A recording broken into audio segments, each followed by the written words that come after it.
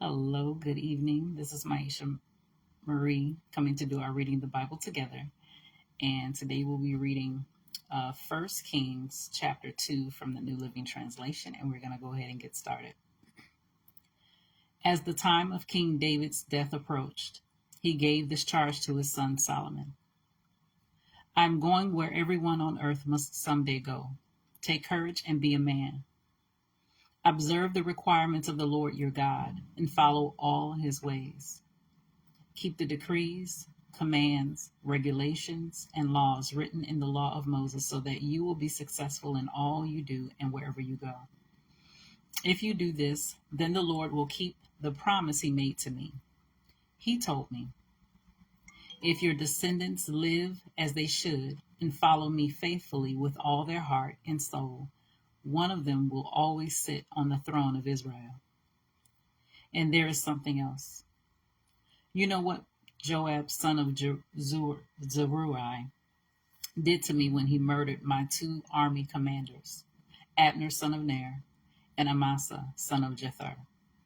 He pretended that it was an act of war, but it was done in a time of peace, staining his belt and sandals with innocent blood. Do with him what you think best, but don't let him grow old and go to his grave in peace. Be kind to the sons of Barzillai of Gilead. Make them permanent guests at your table, for they took care of me when I fled from your brother Absalom. And remember Shimei, son of Gera, the man from Bahurim in Benjamin. He cursed me with a terrible curse as I was fleeing to Mahanaim when he came down to meet me at the Jordan River. I swore by the Lord that I would not kill him. But that oath does not make him innocent. You are a wise man, and you will know how to arrange a bloody death for him. Then David died and was buried with his ancestors in the city of David. David had reigned over Israel for 40 years, 7 of them in Hebron and 33 in Jerusalem. Solomon became king and sat on the throne of David his father, and his kingdom was firmly established. One day Adonijah, whose mother was Haggith, came to see Bathsheba, Solomon's mother. Have you come with peaceful intentions? She asked him. Yes, he said, I come in peace. In fact, I have a favor to ask of you. What is it? She asked. He replied, as you know, the kingdom was rightfully mine. All Israel wanted me to be the next king, but the tables were turned, and the kingdom went to my brother instead, for that is the way the Lord wanted it. So now I have just one favor to ask of you. Please don't turn me down. What is it? She asked. He replied, speak to King Solomon on my behalf, for I know he will do anything you request.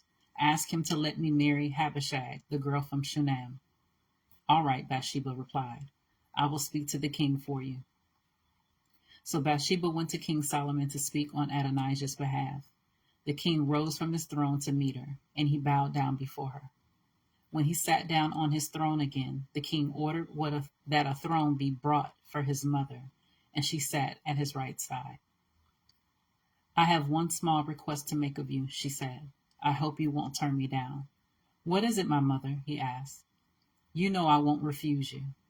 Then let your brother Adonijah marry Abishag, the girl from Shunem, she replied. How can you possibly ask me to give Abishag to Adonijah? King Solomon demanded.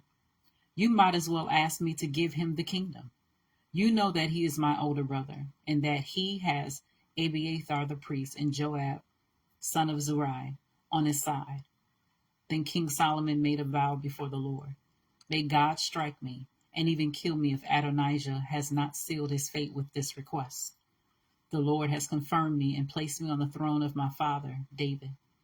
He has established my dynasty as he promised. So as surely as the Lord lives, Adonijah will die this very day. So King Solomon ordered Benaiah, son of Joiada, to execute him, and Adonijah was put to death. Then the king said to Abiathar the priest, go back to your home in Anathal.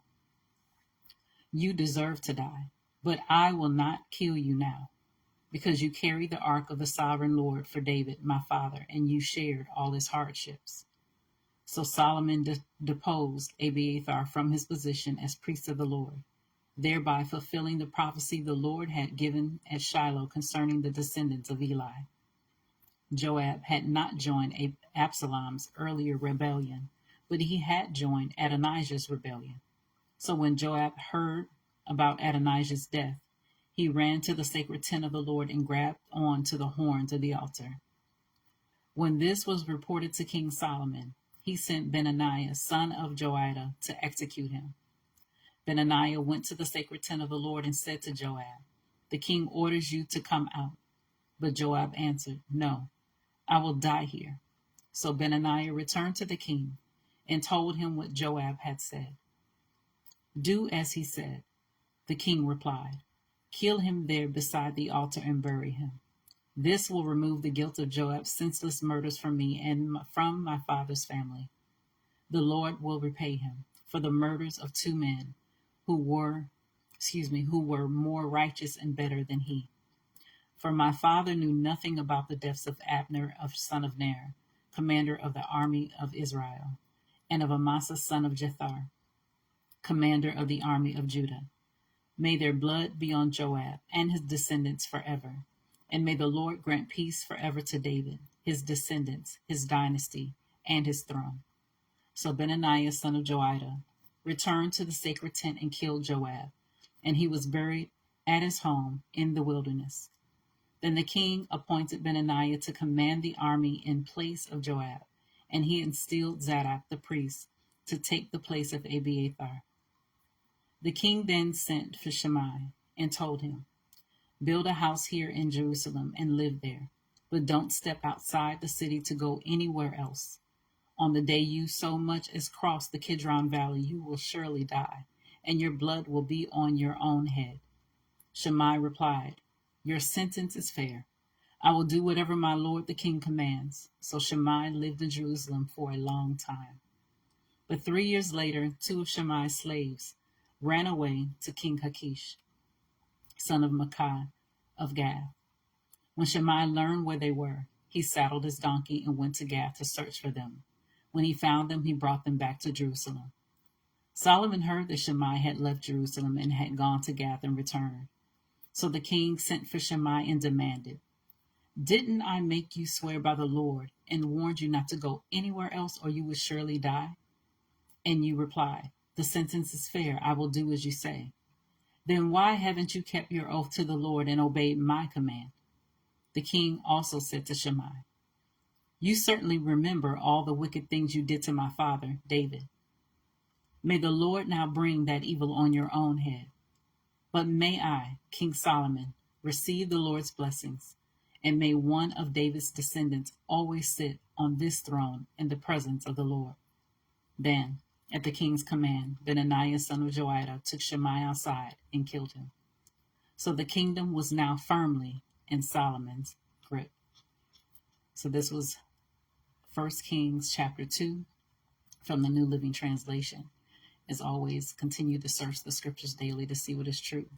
Allow Holy Spirit to illuminate the word into your heart, your mind, and soul, bringing knowledge, understanding, and wisdom, and most of all, revelation of who God is, his true nature, his character, and how much he truly, truly loves you. You guys take care. God bless, and until next time.